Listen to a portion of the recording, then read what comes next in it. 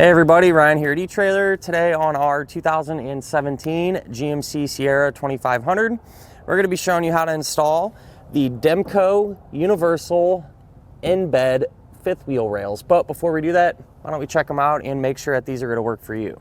So with this being just the rail kit, so you're going to get your rear and front rail and of course some hardware to help you get them installed. It kind of had me thinking, why would someone need just the rails?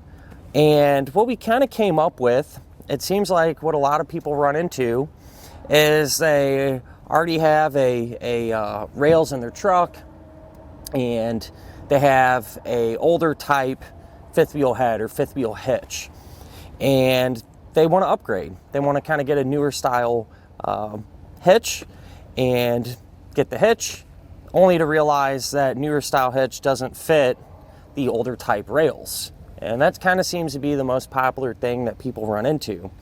And so as opposed to having to get a whole entire new installation kit, you can just swap the rails out.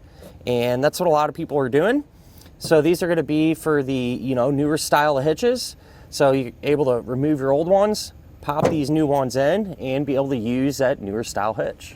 With these being pretty universal, I understand there's a lot of different hitches out there and these will work with a lot of them, but just to kind of double check and give you a little extra confidence, we can grab a couple of measurements here. And what we're going to start with is where the hitch is actually going to drop into the rails, those attachment points. So we'll start with the furthest ones outside and work our way in. So I'm going to measure from the center to center, if that makes sense here. So from there to there, looks like we're going to be right at about 29 inches. Then we can go from the ones next on the inside here, center to center as well. And from there, looks like it's going to be, we'll say 20 5/8 of an inch roughly. And then these real small ones, these inside ones, these are going to be about 10 inches, I'd say. So, you can take whatever head or hitch that you have and measure those attachment points, and that'll figure that out. And I guess while we're at it, we'll just measure the diameter of those attachment points. And we'll just do it like this. So it looks like that's going to be about 1 5/8 inches across, and looks like about just under 5/8 wide this way in diameter. As far as the attachment points go, so these are going to be the openings here where you drop your bolts through to actually attach it to your side plates. Just to give you guys an idea here, I'll measure from the end of it and work our way in. So from the very end to the center of the first attachment point, it's about 1 inch. To the second one, I just kind of have to roughly give a educated guess here because we have a bolt in there. I'd say about 2.5 inches. That one is right at 4 inches. And this one closest to the inside is going to be right at 5 inches. Keep in mind with these just being the rails, you are going to need these side plates to get everything bolted together and completely installed. If you already have the side plates, great. If not, you can always grab these separately, or their chances are pretty good too. I know for a fact on our GMC here today, there's a kit that you can pick up that comes with the side plates, the rails, and everything else. But that generally holds true for just about any other make and model of pickup truck as well. So you have a few different options there, and whatever you're trying to do, I'm sure there's a way to best suit your needs. As far as the installation goes, with the rails, really not too complicated. The most important thing to do with these is to measure a couple times, make sure that everything is square and true. And, when you have something accurate to go off of, everything should just kind of fall right into place. So, with that said, you're not going to be installing the rails and not messing with the side plates at all. So we'll go ahead and just walk you through how to do the whole thing, the side plates and the rails. And hopefully that'll help you out. If you don't need to see that part, you can always scroll through it and find what you're looking for. But that said, I will say probably the most difficult part about the installation is actually, believe it or not, torquing down some of the bolts that are underneath the bed. They're just in a really tight spot, and you know, they take a little bit of time to actually get cranked all the way down, and because they're tight, you can't get kind of your standard socket in there. But I'll give you a few different options on different types of tools that you can use to kind of speed that process up and make it a little bit easier on you. So hopefully that'll help you out. And with all that said, why don't we go ahead, pull into the garage and put everything on together now. To begin your installation, you're going to be here up in the bed of the truck, and first thing you want to do is clean out your bed, make it easy to work in here. If you have a drop-in bed liner, I suggest removing that. That'll give us the most accurate installation and make it much easier. With that said, the first thing that you want to do is take one of your rails, and we're going to have to find the placement of it. So you're going to measure from the end of the bed. Make sure you're going from the end of the bed and not the tailgate. And you're going to take that measurement and make a mark. And you want to refer to the instructions for that correct measurement, because there is a difference between the short bed, or I'm sorry, the 6.5 foot bed and the long bed. In our case, we have the shorter bed today. But what I do is make a mark, and then I just use this as a straight edge to kind of draw a line all the way across.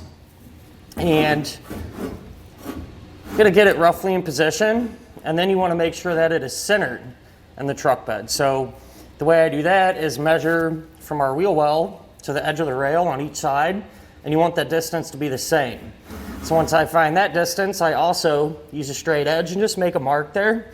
That way we have kind of a reference, and we can make sure our rail is going to be exactly where it needs to go. So since that line that we drew, the distance, they want you to line that up with the center of our rail here. And so you can kind of look down through the openings and get it pretty close, just eyeball it. But, you know, we want to go a step further and make sure it's exact and make sure that this is perfectly square. So what I've done is take your measure, go from the end of the bed again, and just go to one edge of the rail. In our case, I just followed this one.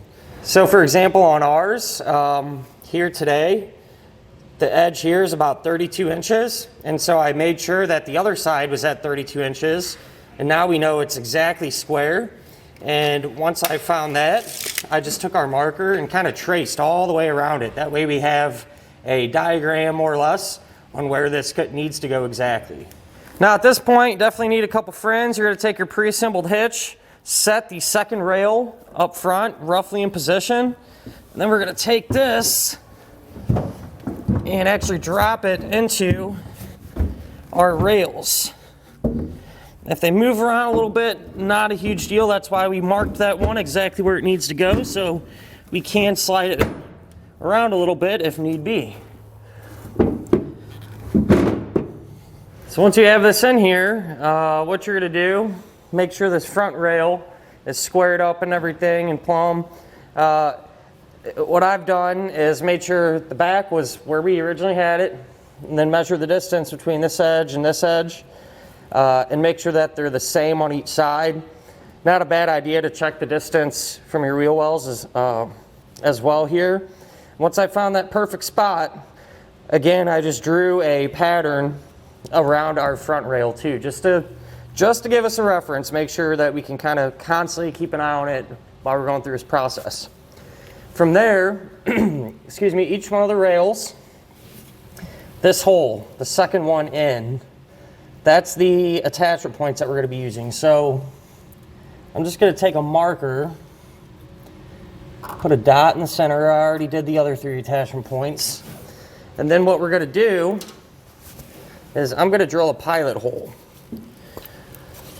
I just got a small, relatively small drill bit, and you know, before you start doing this too, check underneath your truck, make sure you don't have anything that we're going to drill into. You shouldn't, but you know, if you have any aftermarket stuff down there, whatever, just to be on the safe side. So do your best here to get it in the center. And we'll drill a small hole on each corner.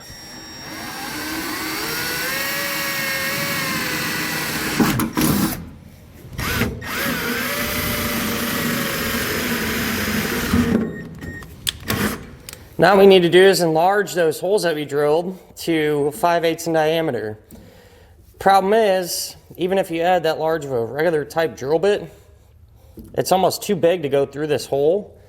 And I really don't want to, you know, damage our square opening here in our rail. So since we have each hole kind of pre-drilled and marked already, what I think I'm going to do is kind of just move our hitch out of the way a little bit. This one looks like I was a little bit off. That's okay though. And if we move that out of the way, since we have everything marked already, we can use a step bit like this, or you can use your regular bit, whatever you're trying to do. So with that said, I'll go ahead and enlarge all of our holes. Since this one I am off just a hair, probably just try to shift it over a little bit if I can.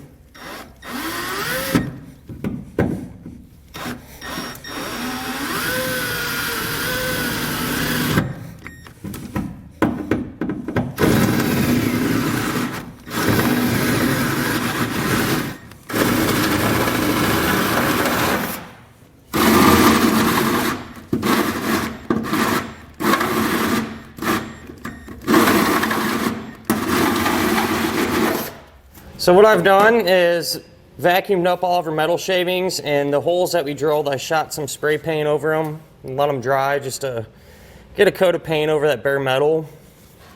Slide the hitch back into the rough position. Then you're going to take these spacer blocks here, slide that in between the corrugation and the rail. And then you're going to take these hockey puck looking bushings, just slide them in and line them up with the hole that we drilled, like so. And then we're going to take the long, I believe they're 3.5-inch carriage bolts, drop them down. We're going to do that same thing on the 3 remaining corners. Now we can come over to our wheel wells, and we're going to be working on our frame rail. You know, wipe this down, get it clean, and we're going to be using 4 attachment points to bolt up our side plates. It's got 2 weld nuts here and 2 more weld nuts here. Not a bad idea if you spray them down with some penetrating oil, some type of cleaner, and work those threads clean. I'm just using a tube brush. That way you get some of that undercoating out of there. These GM trucks, they really pack on this undercoating, and any dirt and other junk out of there. And what we're going to do is take our side plate. They are labeled, so you really can't, you know, mix that up. Driver's side. These slots up here are bolts that we put in through the bed. Those are going to, you know, go through there. And kind of line it on up. Hold it in place. We're going to take a bolt, a split lock washer, and get these started hand tight. What I like to do is just get 1 or 2 of them going. That way it'll kind of hold it roughly into position. And a lot of times what you're going to need to do, you know, every truck will be set up a little bit different, and you know how you drill will vary a little bit. So you may have to kind of manipulate this plate here to get the bolts to line up perfectly. Looks like I might have to a little bit here, so what I'm going to do is grab a tool. So I'm going to use a tool like this. Just kind of spreads out a little bit. You can see right there, one of those holes is kind of blocked a little bit. I'm just going to take this, put it up through one of those access holes, and kind of work that side plate over to hold it in position where I need it to be. And of course, once we have all of them started, we tighten it down and we'll kind of draw everything together, if that makes sense.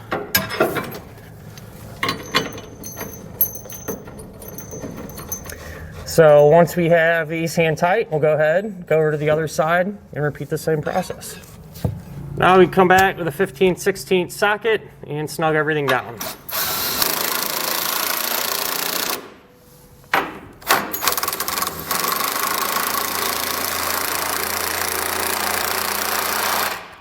Now we need to make sure and come back with a torque wrench, tighten down all of our bolts to the amount specified in the instructions. If you don't have a torque wrench, you can grab one here at eTrailer, or a lot of times if you go to your local auto parts stores, they'll have one there available to rent.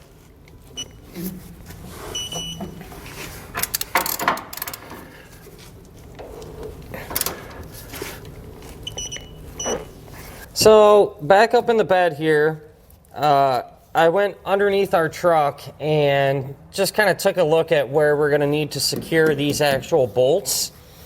And upon further inspection, it seems to me we'd be better off taking these spacers that we had in here originally and actually putting them underneath the truck on this part of the corrugation. It's kind of one of those deals because our bolt is literally going through kind of the edge of our corrugation. So it could go really either way, you know. If you put it here, this one at crush. If you put it here, it won't crush. But I think what our best option is to pull these out. You know, since we don't have anything bolted down, you can kind of just knock these out. We're going to put these underneath, and you're also going to have these large ones. I think we're going to put these here under there, and that way if it does start to crush a little bit, this is going to stop it and prevent that from happening. If it doesn't, not a big deal. We can always just slide these back out whenever we have everything tightened down. So I'm going to go ahead and switch all these out and then go underneath the truck. So underneath our truck, you can see here our frame brackets and where our bolt comes down. Take our spacer, slide this through like so. Now all these, you know, they might not go in that easy. You might have to kind of pry up on your bolt, you know, and slide the block in, drop the bolt back down, or kind of pry this down a little bit. Every truck's just going to be a little bit different, you know. But once that's in, we're going to take a flat washer, put that on up, and a flange nut. Get this going hand tight here. And then repeat the same process for our 3 remaining corners there.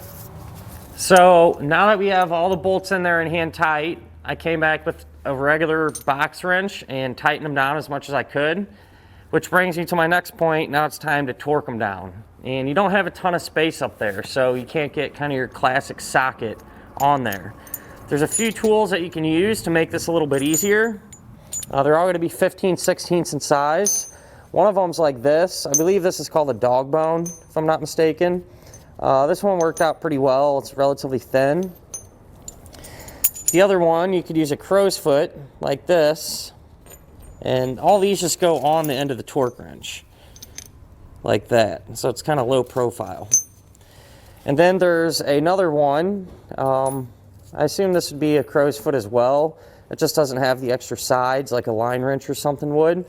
Unfortunately, I didn't have the right size in this one, but tightening a couple bolts down already, one like this would probably work the best. Just a lot more low profile and a little bit easier to get in there. But with that said, we can still make do here. And now that we know what tools you can use to get this process done, let's go ahead. We're going to grab this one and I'll show you one of them getting torqued and kind of how this works. So the way this works, it'll slide in there and go up and around the bolt. Now obviously before you torque everything, you want to get them as tight as you can with a regular box wrench. Try to draw everything down evenly. But once we have that done, we'll come back and make sure it's all torqued.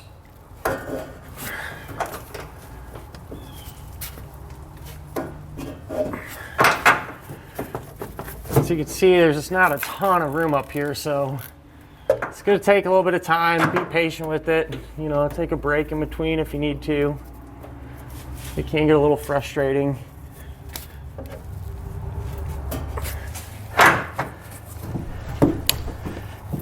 With everything torqued down, what I did was remove our actual fifth wheel head. And in our case, we had this bed liner, so I dropped that in, kind of eyeballed it, kind of measured out where it's going to hit our rails, and I'm going to just cut an opening out here. I'll lay it in there, make sure it fits, and then I'll do the same thing for the rail up towards the front. So I'm just going to use an air saw to do this. You could use a cutoff wheel, kind of just whatever you have laying around. So I'll go ahead and get that done now.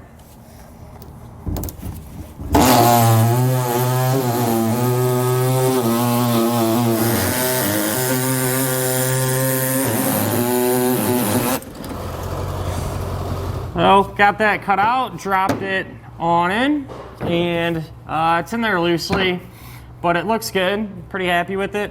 So what I'm going to do is just measure the distance, you know, between our back rail to the front one. Take some rough measurements, and then I'll probably just use the piece that we cut out here kind of as a template. So I can just roughly measure it, set this down, make our lines, and come back and make our cut.